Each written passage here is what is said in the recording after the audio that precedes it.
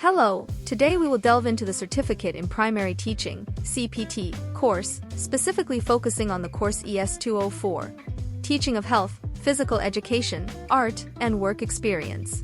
And yes, we have seen the answers in the previous videos, so watch previous videos as well. Components of a school health program. Describe the various components of a school health program.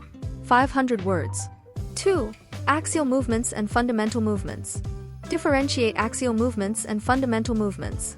Discuss common activities that a teacher can organize in a school situation. 500 words. 3. Stages in a child's art. What are the various stages in a child's art? Discuss any two of them with examples. 500 words. If you require answers or complete paid assignments, please contact us at the number displayed below, which is 900-936-8238, shown on your screen. We will get back to you as soon as possible.